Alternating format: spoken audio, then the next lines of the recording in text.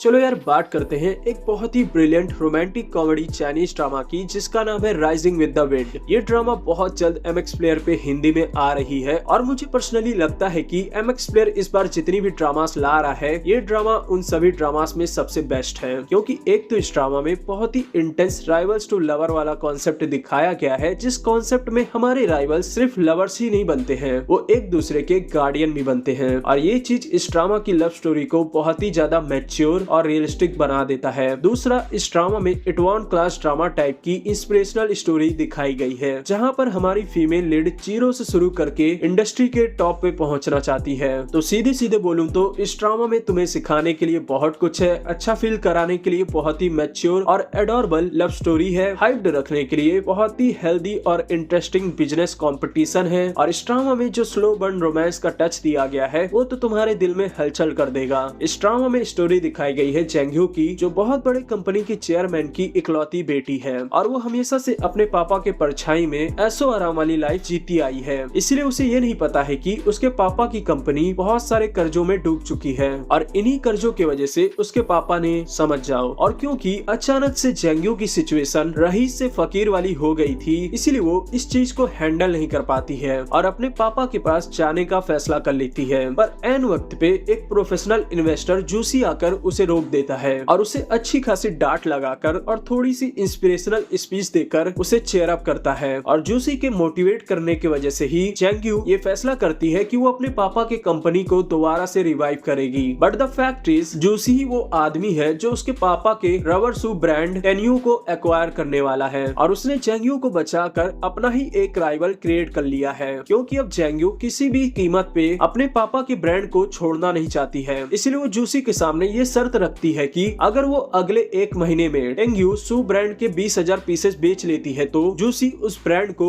Acquire नहीं करेगा। तो अब क्या जेंग्यू टेन्यू जैसे डूबते ब्रांड के 20,000 पीसेस को बेच पाती है या नहीं, और एज अ बिजनेस कॉम्पिटिटर जूसी उसके स्ट्रगल का हर्डल बनेगा या फिर गार्डियन, और हर्डल बने या गार्डियन उस चीज के असाइड इन दोनों के बीच बहुत ही कैप्टिवेटिंग एनिमीज टू लवर वाली लव स्टोरी कैसे डेवलप होती है, ये जानने के लिए तुम्हें देखना होगा इस ड्रामा को, जो मुझे तो पर्सनली बहुत अच्छी लगी। ये ड्रामा 30 जनवरी को एमएक्स प्लेयर पे हिंदी में आ रही है, इसीलिए आप लोग भी इस ड्रामा को देखना और मुझे बताना कि आपको ये ड्रामा कैसी लगी।